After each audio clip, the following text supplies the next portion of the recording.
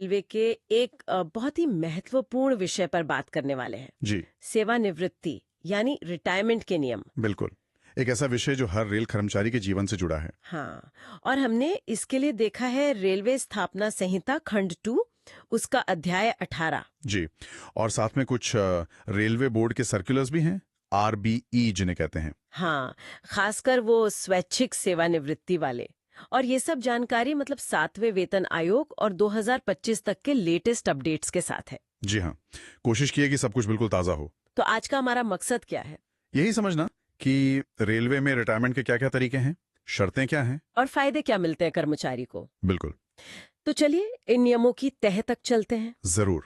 अच्छा, तो सबसे पहले ये समझना होगा कि रेलवे में रिटायरमेंट कोई एक ही तरह का नहीं होता है ना। नहीं, बिल्कुल नहीं। नियम 1801 साफ कहता है कि मोटे तौर पे 4 अलग अलग तरीके हैं। 4 तरीके। जी हाँ। हर एक के अपने नियम, अपनी शर्तें और नतीजे भी अलग होते हैं। अच्छा, तो वो 4 कौन कौन से हैं, जरा बताएंगे? हाँ देखिए, पहला है सुपर एन्युएशन रिटायरमेंट, जिसे अधिवर्षिता सेवानिवृत्ति कहते हैं। अच्छा, ये तो वो हुआ जो उम्र पूरी होने पर होता है। जी बिल्कुल, जब कर्मचारी तय उम्र मतलब 60 साल पूरी कर लेता है, सुपर एन्युएट हो जाता है। ठीक है। दूसरा? दूसरा है वॉलंटरी रिटायरमेंट, स्वैच्छिक सेवानिवृत्ति, मतलब कर्मचारी खुद अपनी मर्जी से रिटायरमेंट ले। वीआरएस जिसे कहते हैं आमतौर पर। हाँ वही वीआरएस, लेकिन उसके लिए कुछ शर्तें पूरी करनी होती हैं। ओके। तीसरा कौन सा है? तीसरा है कंपल्सरी रिटायरमेंट यानी अनिवार्य सेवानिवृत्ति। अनिवार्य मतलब जबरदस्ती? हाँ, जबरदस्ती नहीं कहेंगे, पर हाँ, जब प्रशासन को लगता है कि किसी कर्मचारी को कुछ खास वजहों से समय से पहले रिटायर करना जरूरी है। और चौथा? चौथा है इनवैलिड रिटायरमेंट, अशक्तता सेवानिवृत्ति। ये तब होता है जब कोई कर्मचारी मेडिकली फिट नहीं रहता सेवा के लिए। अच्छा, तो ये 4 मुख्य रास्ते हो गए, सुपर एन्युएशन, वॉलंटरी, कंपल्सरी और इनवैलिड। जी हाँ। तो सबसे आम वाले से शुरू करते हैं, सुपर एन्युएशन। नियम 1802 इसी पर है।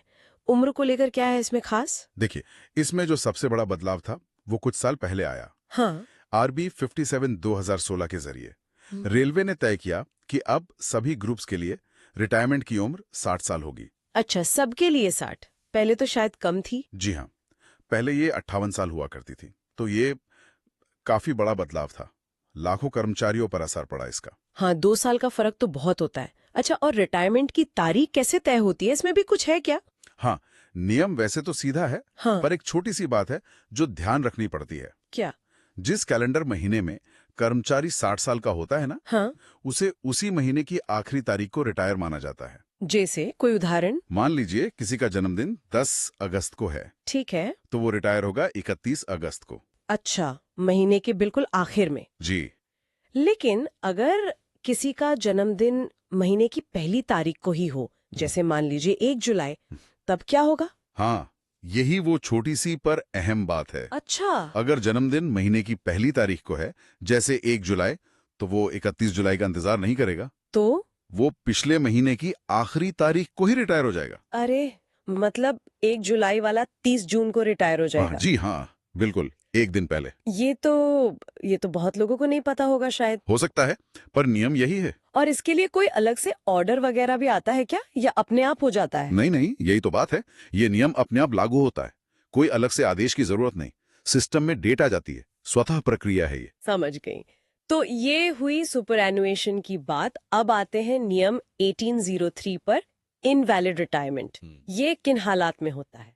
देखिए, इनवैलिड रिटायरमेंट तब होता है जब रेलवे का अपना मेडिकल बोर्ड होता है। हाँ। वो पूरी जांच के बाद ये पक्का कर दे कि कोई कर्मचारी शारीरिक या मानसिक रूप से इतना अक्षम हो गया है कि वो अपनी ड्यूटी ठीक से नहीं कर सकता। अच्छा। और सिर्फ इतना ही नहीं, बोर्ड को ये भी देखना होता है कि क्या उसे कोई दूसरा हल्का काम दिया जा सकता है, कोई ऑल्टरनेटिव जॉब। मतलब सीधे रिटायर नहीं करते, पहले दूसरा काम देने की कोशिश। बिल्कुल।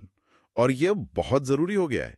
एक आरबी आया था 87/2018। हाँ। उसने क्या कहा? उसने इस बात पर बहुत जोर दिया है, अनिवार्य कर दिया है कि किसी को मेडिकली अनफिट घोषित करने पर प्रशासन को हर मुमकिन कोशिश करनी है कि उसे कोई वैकल्पिक पद मिले। अच्छा। इनवैलिड रिटायरमेंट अब बिल्कुल आखिरी विकल्प है, जब ये पक्का हो जाए कि कोई भी दूसरा काम देना संभव ही नहीं है। ये तो कर्मचारी है, एक तरह का बचाव है। जी हाँ, बिल्कुल। लेकिन मान लीजिए कोई वैकल्पिक पद नहीं मिला और इनवैलिड रिटायरमेंट हो ही गई, तो उसे आर्थिक रूप से क्या मिलता है, पेंशन वगैरह? ये निर्भर करता है उसकी सर्विस पर। कैसे? अगर उसने 10 साल या उससे ज्यादा की क्वालिफाइंग सर्विस मतलब अर्हक सेवा पूरी कर ली है तो उसे इनवैलिड पेंशन मिलेगी, ठीक है। नियमों के हिसाब से कैलकुलेट करके। लेकिन अगर सर्विस 10 साल से कम है तो पेंशन नहीं मिलती, तो फिर? तो उसे उसकी जगह सर्विस ग्रेच्युटी दी जाती है। अच्छा, तो 10 साल का आंकड़ा महत्वपूर्ण है यहाँ। जी, पेंशन के लिए 10 साल की सर्विस जरूरी है। ठीक है। अब चलते हैं अगले वाले पर, कंपल्सरी रिटायरमेंट, नियम 1804। ये शब्द ही थोड़ा सख्त लगता है। अनिवार्य सेवानिवृत्ति। हाँ, है तो ये एक गंभीर कदम।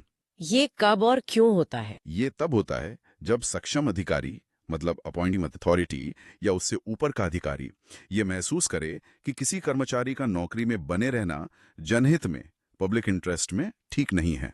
जनहित में ठीक नहीं है मतलब? हो सकता है उसका काम संतोषजनक ना हो या उसका आचरण ठीक ना हो। इसके भी असल में दो अलग अलग रूप हैं। अच्छा, इसके भी दो रूप, वो क्या है? हाँ, पहला रूप है जनहित में अनिवार्य सेवानिवृत्ति। इसे सजा नहीं माना जाता, नॉन प्यूनिटिव कहते हैं इसे। सजा नहीं तो फिर? इस पर विचार तब होता है जब कोई ग्रुप ए या बी का अफसर 50 साल का हो जाए या ग्रुप सी या डी का कर्मचारी 55 साल का। अच्छा, उम्र के हिसाब से। हाँ, या फिर कोई भी कर्मचारी 30 साल की नौकरी पूरी कर ले। इन मौकों पर उसके काम का रिव्यू होता है, प्रदर्शन समीक्षा। Performance review. जी, अगर रिव्यू में पाया जाता है कि उसका प्रदर्शन लगातार खराब है या मान लीजिए उसकी ईमानदारी पर कोई शक है, तो उसे जनहित में रिटायर किया जा सकता है।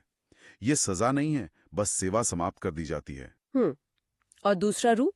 दूसरा रूप है दंडात्मक अनिवार्य सेवानिवृत्ति, प्यूनिटिव कंपल्सरी रिटायरमेंट। दंडात्मक मतलब ये सजा है? हाँ, ये बाकायदा एक सजा है। ये तब दी जाती है जब कर्मचारी के खिलाफ कोई बड़ी अनुशासनात्मक कार्रवाई चलती है, डिसिप्लिनरी प्रोसीडिंग्स, और वो इसमें दोषी पाया जाता है। अच्छा, जैसे डीएनआर रूल्स के तहत? बिल्कुल, डीएनआर रूल्स के तहत ये एक मेजर पेनल्टी है। तो इन दोनों में बहुत बड़ा फर्क हुआ, एक सजा है और दूसरा नहीं।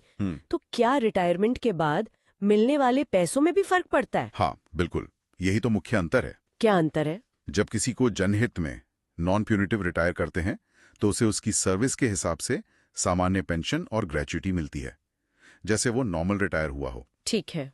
लेकिन अगर कंपल्सरी रिटायरमेंट सजा के तौर पर प्यूनिटिव दी गई है तो अथॉरिटी के पास ये पावर होती है कि वो उसकी पेंशन या ग्रेच्युटी या दोनों को कम कर दे या पूरी तरह रोक भी दे। अरे, मतलब कुछ भी नहीं मिलेगा? ये निर्भर करता है कि उसका गुनाह कितना गंभीर था। ओह, अथॉरिटी तय करती है कि कितना काटना है या पूरा रोकना है। बाप रे, ये तो बहुत सख्त है।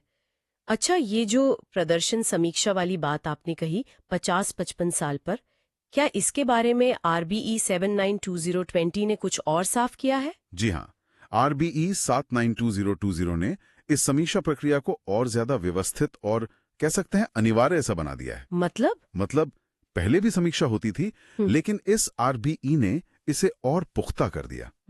अब ग्रुप ए, बी और सी के कर्मचारियों के लिए 50-55 साल की उम्र या 30 साल की सर्विस पूरी होने पर प्रदर्शन की समीक्षा करना जरूरी है। और अगर प्रदर्शन ठीक नहीं मिला तो फिर अनिवार्य सेवानिवृत्ति पर गंभीरता से विचार किया जा सकता है। इसका मकसद शायद यही है कि सरकारी कामकाज में ढिलाई ना आए, लोग अपनी जिम्मेदारी समझें। लेकिन क्या इस समीक्षा में पारदर्शिता होती है? मतलब कर्मचारी को पता कैसे चलेगा कि उसका काम ठीक नहीं माना जा रहा? ये एक बहुत ही वाजिब सवाल है। देखिए, नियम तो कहते हैं कि समीक्षा गोपनीय होती है। गोपनीय? हाँ, लेकिन आमतौर पर अगर किसी का प्रदर्शन लगातार खराब है तो उसे पहले चेतावनी दी जाती है, सुधार के लिए कहा जाता है। सीधे एक्शन नहीं होता, कर्मचारी के पूरे रिकॉर्ड को देखा जाता है। पर हाँ, पारदर्शिता और निष्पक्षता को लेकर सवाल उठते रहते हैं। ये एक मुश्किल एरिया है। समझ गई। ये तो ही अनिवार्य सेवानिवृत्ति की बात। अब आते हैं चौथे और आखिरी तरीके पर, वॉलंटरी रिटायरमेंट स्कीम, वीआरएस, स्वैच्छिक सेवानिवृत्ति। यह आजकल काफी सुनने में आता है। जी हाँ, काफी कर्मचारी इसके बारे में सोचते हैं। आपने शुरू में कहा था कि ये सीधे तौर पर नियम 1801 से 1804 का हिस्सा नहीं है। हाँ, सही कहा। वीआरएस जो है वो सीधे रेलवे स्थापना संहिता के उन नियमों में नहीं है। ये असल में केंद्र सरकार के डोपटी मतलब कार्मिक और प्रशिक्षण विभाग के नियमों पर आधारित है। अच्छा, सीसीएस पेंशन रूल्स। हाँ, रूल 48। रेलवे ने उन नियमों को अपने कर्मचारियों के लिए अपनाया है और समय समय पर आरबीज जारी करके लागू किया है। तो इसकी सबसे पहली शर्त क्या है? कौन ले सकता है वीआरएस? सबसे पहली और जरूरी शर्त है कम से कम 20 साल की क्वालिफाइंग सर्विस, अर्हक सेवा। 20 साल? जी, कम से कम 20 साल। रेलवे में ये मुख्य रूप से RBE 41993 के बाद से ठीक से लागू हुआ। ओके, 20 साल सर्विस हो गई। अब अगर कोई वीआरएस लेना चाहता है तो उसे करना क्या होगा? क्या प्रोसेस है? प्रोसेस ये है कि कर्मचारी को जिस तारीख से वो रिटायरमेंट चाहता है, हाँ, उससे कम से कम 3 महीने पहले 3 महीने पहले? जी, लिखित में नोटिस देना होता है अपने नियुक्ति प्राधिकारी को, अपॉइंटिंग अथॉरिटी को। ये RBE 153/2000 में साफ लिखा है। 3 महीने का नोटिस? लेकिन क्या ये नोटिस पीरियड कम हो सकता है? मान लीजिए किसी को जल्दी जाना हो। हाँ, हो सकता है। ये अपॉइंटिंग अथॉरिटी के विवेक पर है। अच्छा। अगर कोई खास परिस्थिति है, जैसे कोई पारिवारिक मजबूरी या स्वास्थ्य का कारण या कोई और वाजिब वजह है, तो वो इस 3 महीने के नोटिस पीरियड को कम कर सकते हैं या चाहें तो पूरा माफ भी कर सकते हैं। अच्छा, ये सुविधा है। हाँ, RBE 10/3/2018 में इसके लिए कुछ गाइडलाइंस भी हैं। हाँ। पर एक बात बहुत जरूरी है यहाँ, क्या? VRS कर्मचारी का अधिकार नहीं है। हाँ। राइट नहीं है। मतलब ये कि एप्लीकेशन देना कर्मचारी का काम है, पर उसे मंजूर करना या ना करना ये पूरी तरह से नियुक्ति प्राधिकारी के विवेक पर निर्भर करता। वो मना भी कर सकते हैं। अच्छा, मतलब अप्लाई किया और मंजूरी मिल ही जाएगी? बिल्कुल जरूरी नहीं। मंजूरी आवश्यक है। ठीक है। मान लीजिए मंजूरी मिल गई, वीआरएस मंजूर हो गई, हाँ, तो कर्मचारी को फायदे क्या मिलते हैं? क्या वो नॉर्मल रिटायरमेंट जैसे ही होते हैं? हाँ, मोटे तौर पर फायदे वैसे ही हैं। उसे उसकी सर्विस के हिसाब से पेंशन मिलेगी, ग्रेच्युटी मिलेगी। ग्रेच्युटी की लिमिट वही 20 लाख? जी, 7वें वेतन आयोग के हिसाब से 20 लाख रुपए। वो अपनी पेंशन का 40% तक हिस्सा एक मुश्त कम्यूट भी करवा सकता है। कम्यूटेशन भी है? और छुट्टियों का अर्न लीव, हाँ, वो भी अपनी जमा हुई अर्न लीव में से 300 दिन तक की छुट्टियों का पैसा ले सकता है। Leave encashment. ये तो काफी अच्छा पैकेज लगता है फिर। Pension, gratuity, commutation, leave encashment. जी हाँ, आर्थिक रूप से ये सामान्य रिटायरमेंट जैसा ही है। लेकिन आपने कहा कि एप्लीकेशन रिजेक्ट भी हो सकती है। इसका क्या कारण हो सकता है? हाँ, रिजेक्ट हो सकती है। और इसका एक मुख्य कारण होता है अगर कर्मचारी के खिलाफ कोई जांच चल रही हो। जांच? कैसी जांच? कोई अनुशासनिक कार्रवाई, मतलब डिसिप्लिनरी केस, या कोई सतर्कता जांच, विजिलेंस केस। अच्छा। RBE 49/2021 इस बारे में साफ कहता है, अगर किसी ने VRS अप्लाई किया है और उस पर विचार चल रहा है या मंजूरी मिलने वाली है, पर उसी दौरान उसके खिलाफ कोई ऐसी जांच शुरू हो जाती है या पहले से चल रही है, तो उसकी VRS की मंजूरी रोकी जा सकती है या एप्लीकेशन खारिज भी की जा सकती है। अरे क्यों? प्रशासन ये देखता है कि कहीं कर्मचारी उस जांच से बचने के लिए तो VRS नहीं ले रहा। ओह, तो मतलब 20 साल की साफ सुथरी सर्विस के बाद भी अगर बिल्कुल आखिरी समय पर कोई पुरानी फाइल खुल गई तो VRS अटक सकती है? हाँ, ये एक संभावना रहती है। इसीलिए नियमों में ये प्रावधान है। ये तो कर्मचारी के लिए थोड़ी अनिश्चितता वाली बात हो गई है तो इसीलिए कोशिश ये रहती है कि VRS की प्रक्रिया तेज हो। DOPT ने भी 28 अगस्त 2020 को एक ऑफिस मेमोरेंडम जारी किया था। हाँ। उसमें यही निर्देश थे कि VRS के आवेदनों को जल्दी निपटाया जाए, समीक्षा प्रक्रिया सरल हो ताकि बेवजह देरी ना हो और ऐसी स्थिति कम आए। ये जरूरी है। तो हमने चारों तरह की सेवानिवृत्ति को काफी विस्तार से समझ लिया। जी, चलिए एक बार जल्दी से मुख्य बातों को दोहरा लेते हैं, खासकर जो पॉइंट्स बिल्कुल याद रखने वाले हैं। हाँ बिल्कुल, एक क्विक रीकैप। तो सुपर एन्युएशन, 60 साल उम्र, रिटायरमेंट महीने के आखिरी दिन, लेकिन अगर जन्म पहली तारीख को है तो पिछले महीने के आखिरी दिन। सही। इनवैलिड रिटायरमेंट मेडिकल ग्राउंड पर RBE 87/2018 कहता है कि पहले वैकल्पिक नौकरी ढूंढना जरूरी है। बिल्कुल। कंपलसरी रिटायरमेंट 2 तरह की, या तो जनहित में 50-55 साल या 30 साल सर्विस पर रिव्यू के बाद। RBE 79/2020 ने रिव्यू को जरूरी बनाया। जी, या फिर सजा के तौर पर, जिसमें पेंशन ग्रेच्युटी कम या बंद हो सकती है। हाँ, और आखिर में वॉलंटरी रिटायरमेंट मतलब VRS, कम से कम 20 साल सर्विस, 3 महीने का नोटिस, RBE 34/1993, और 15/3/2000 नोटिस में छूट मिल सकती है RB 10/3/2018 के तहत। और RB 49/2021 के हिसाब से अगर विजिलेंस केस वगैरह है तो VRS अटक सकती है। एकदम सही, आपने सारे मुख्य बिंदु पकड़ लिए। बस कुछ आंकड़े और याद रख लें। हाँ, बताइए। रिटायरमेंट उम्र 60 साल, RBE 572016 VRS न्यूनतम सर्विस 20 साल, VRS नोटिस 3 महीने।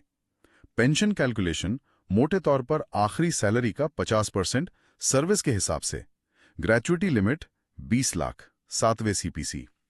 इनवैलिड में वैकल्पिक पद पहले देखना अनिवार्य, RBE 872018।